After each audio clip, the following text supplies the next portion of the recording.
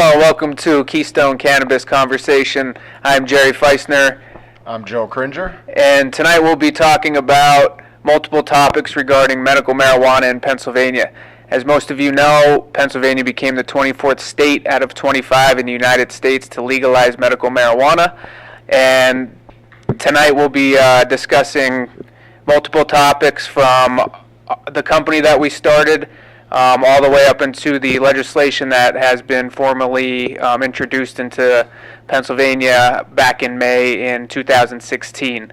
The Keystone Cannabis Conversation is here to educate you, the public, on everything related to medical cannabis and the unfolding program here in Pennsylvania. As Jerry said, we're not only the hosts of this show, we're also the co-founders of a company called Keystone Compassionate Care.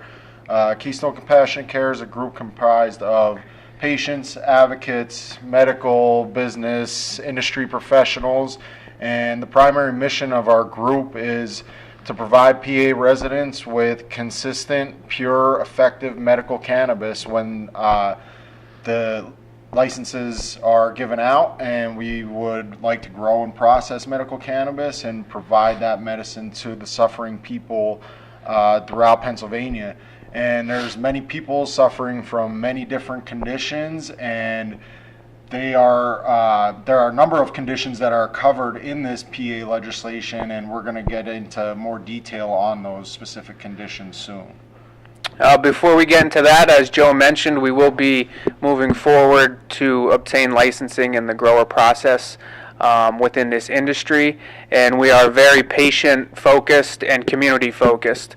Over the past 6 months, we have been on some sort of a tour with municipalities, bringing them up to speed on the legislation of what's to come and what's happening currently in Pennsylvania. We've come to realize that most municipality zonings, zoning districts, and just in general are unaware of the legislation that has passed, and we are been helping to do so moving forward, doing our due diligence with communities and municipalities likewise. Yeah, we want to keep up with these educational outreach services and volunteer ourselves to programs like this, for example, to help get our message out there, get the message of the benefits of medical cannabis out there, and help people know what to expect when medical cannabis is begun to be distributed to patients throughout Pennsylvania. We'll start by giving you a little background on how we became involved in the passing of PA's medical cannabis legislation, and then we'll break down some of the details of the new law and what it potentially means for the state as a whole and to individuals. Jerry and I first learned about medical cannabis being proposed in PA legislation about 2 years ago when Tom Corbett was still in office. The term of his term was drawing near an end, and we didn't believe that the medical cannabis legislation had any traction at that point, so we feel like we had some more time to prepare ourselves, and we wanted to learn more about how to get involved and to help get this medical cannabis law passed in PA so that patients suffering could begin to get access to it. This is something new to Pennsylvania, so we didn't necessarily know the right steps to take or what exactly we needed to do to, encourage legislation to pass a bill as drastic as this. So we figured what better way to learn than to learn from people who have already been through it, such as California and Colorado, who were some of the country's first states to pass medical cannabis legislation and have done so successfully as well. So we planned a trip to Colorado, and off we went. Yeah, when we got to Colorado, we set up multiple meetings with cannabis businessmen and women and advocacy groups and other experts within the industry. We really wanted to sit down with them and ask them for pretty much a blueprint that they can give us, so when we get back to Pennsylvania, we can implement that into what we were trying to do.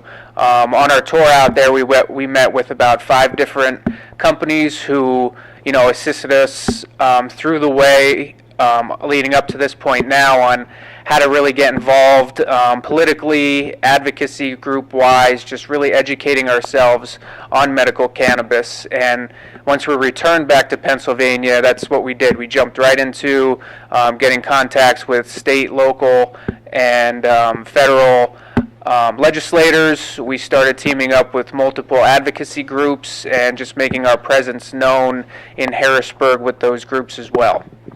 Yeah, like Jerry said, the political activism was the key theme that we learned from these experts in Colorado.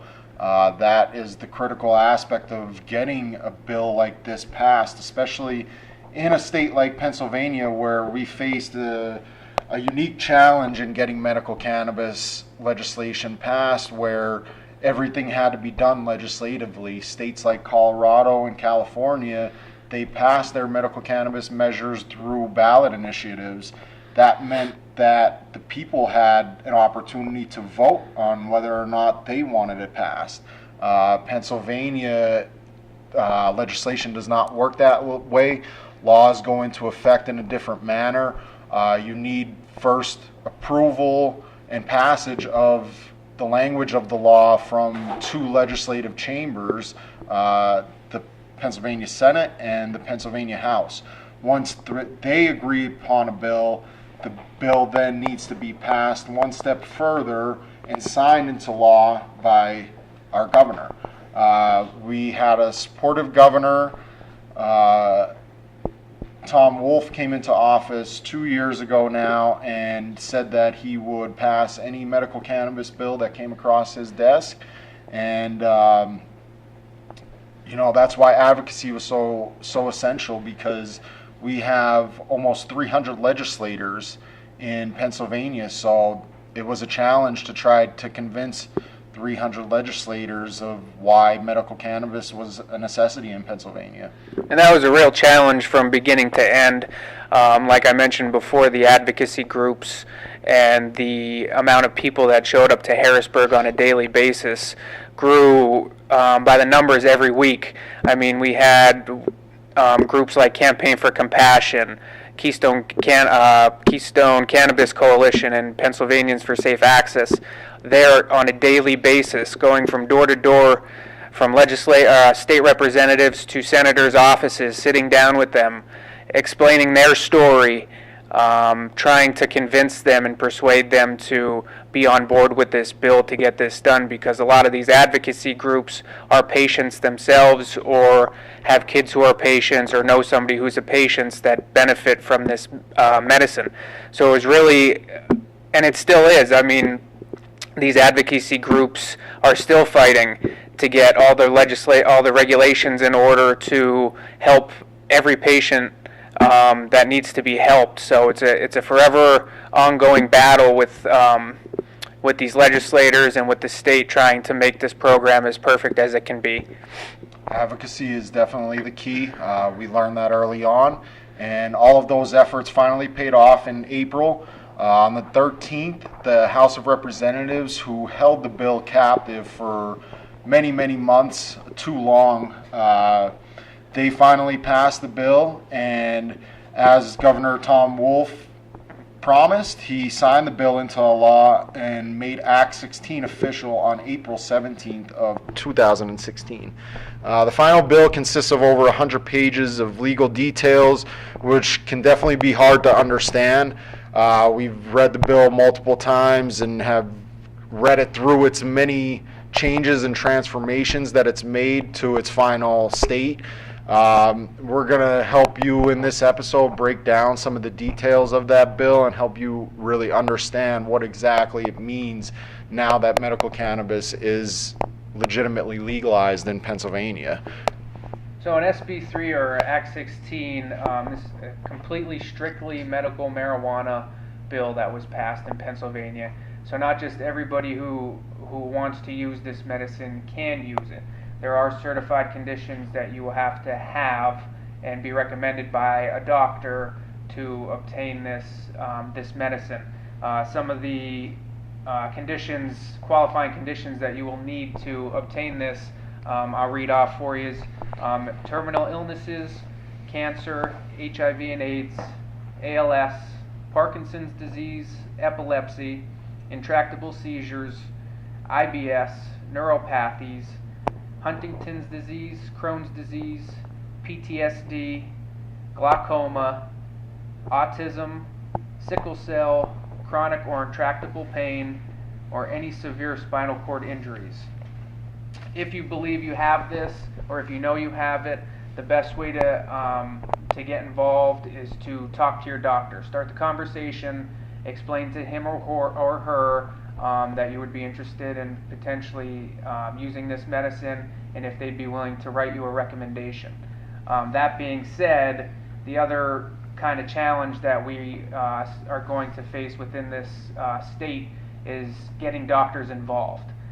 Joe will elaborate more on that aspect of it. Yeah, that's the biggest problem that lies going forward is that the heavy involvement necessary for physicians in Pennsylvania. As we explained, you're going to need a recommendation from a doctor to obtain a medical cannabis card, okay? And that recommendation from the doctor will then need to be approved by the Department of Health, okay? This creates sort of a catch-22. Doctors aren't required by law to become a recommending doctor. They have to voluntarily go and sign up for a 4-hour educational course on medical cannabis. That course then allows them to make recommendations to their patients to use medical cannabis as a treatment for whatever condition they may be suffering for that's covered by PA law. Without a participating doctor, no patients will be able to get the card, therefore no patients will be able to get access. This is why it is essential to have doctors involved in this. We at Keystone Compassionate Care are working closely with many medical professionals, and we're ensuring that their involvement increases, at least on the eastern region of the state. It's a very big state though, and a lot of people out there may be curious on how they're going to get a card or how they could help get their doctors involved, and it's as simple as Jerry said, starting the conversation. The big issue for a lot of doctors, especially some older doctors who've been practicing for a long time, is removing the stigma that medical cannabis is a bad thing. Medical cannabis is a good thing, and doctors need to utilize medical cannabis in treatment for many conditions as opposed to some dangerous, harmful pharmaceuticals that carry a lot of dangerous side effects and sometimes deadly side effects. Many of the patients that we've met and talked to have been through dozens and dozens of pharmaceuticals to no avail for their conditions or for their children's conditions, and they're desperate to try medical cannabis, but if their doctor won't recommend it for them, they won't be able to try it. So there's a lot of information out there that you could provide your physician with if they're questioning the legitimacy of medical cannabis as a use in treating some conditions. You know, there's plenty of research that's been done, whether they want to admit it or realize it or not. The internet is a fantastic tool, and there's a lot of papers that have been done by clinicians that prove the efficacy of medical cannabis for conditions. So start the conversation. If your doctor is supportive, tell your doctor to make sure they keep an eye out from the Department of Health when they release the 4-hour course to become a certified recommending doctor. If your doctor is unsure about it, try to convince them, provide them with some information, and if you're not sure where to find that information, we would be happy to help you along the way. Our email is keystonecompassionate@gmail.com. Feel free to shoot us a message, and we'll be happy to provide you with some links to provide your doctors with as well. Switching gears a little bit from the doctor aspect back into the more depth of part of the bill, which would be the forms of usage or ingestion that you can use for this medicine. Um, Most people are familiar with cannabis in its natural form as a flower or plant. Unfortunately, the use of smoking is not currently available to be used in Pennsylvania. So growers and processors will have to process this flower into concentrated forms such as oils, tinctures, topical creams, ointments, liquids, and non-whole plant forms of vaporization. Dispensaries won't be able to sell edibles, but many of the forms that processors and growers produce this flower into the concentrate in can be used at home with their food to help it for their ingestion a little bit more easier, such as butters and coconut oils, things of that nature. The Department of Health is making changes to this to include different forms. Following a report by the advisory board in 2018, we're hoping that they will allow more forms of ingestion for this medicine for certified patients. Yeah, the forms of ingestion may not be as familiar to many of you out there. So again, if you're unsure or uncertain what oils are or what vaporization of oils are or cannabis topicals or creams, again, the internet is a great tool. Get out there on YouTube. You can look up some more information and just Google cannabis oils for cancer, cannabis oils for epilepsy. The oils are what's really driving this legislation because, again, as we stated, it's medical and smoking isn't healthy. So they wanted to make this as medical based as possible.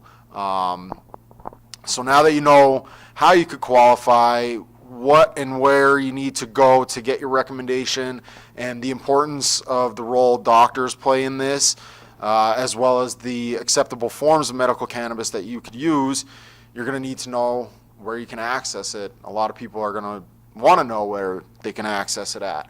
As of now, there are no dispensaries open. That is still to be determined from the Department of Health. They will license dispensaries within the next 6 to 8 months, we anticipate.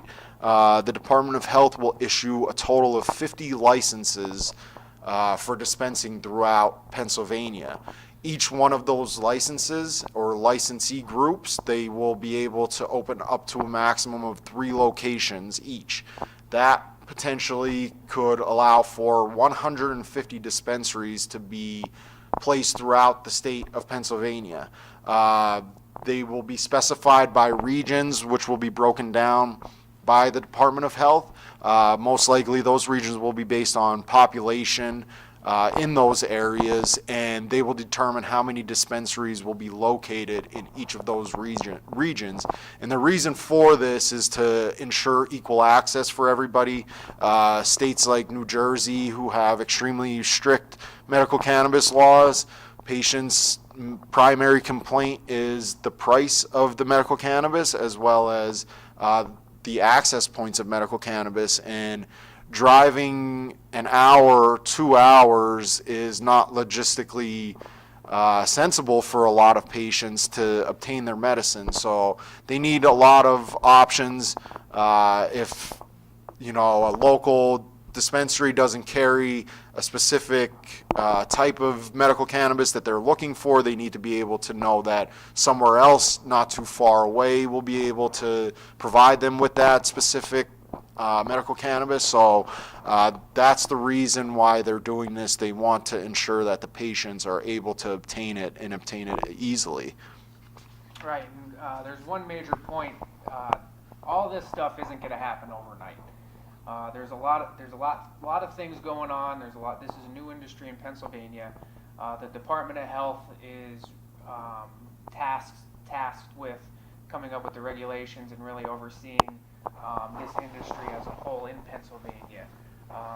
Of course, they're going to do their best, but there's a lot of laws and gray area yet within the state that needs to be really hashed out and set forth to be for people to really understand this. I mean, growers and processors are anticipated to start applying for applications within the next 4 or 5 months. They need to award those licenses. Then you have to begin to grow the plant. The plant then needs to be harvested and then processed into these oils and tinctures, as we mentioned before. From there, we have to have dispensaries opened. We have to have the product on the shelves for the patients. After that, patients have to get recommended. Then they have to apply for cards themselves. Once that happens, we're anticipating late 2017 to early 2018 that dispensaries will actually be open with product on their shelves for patients to come in and purchase.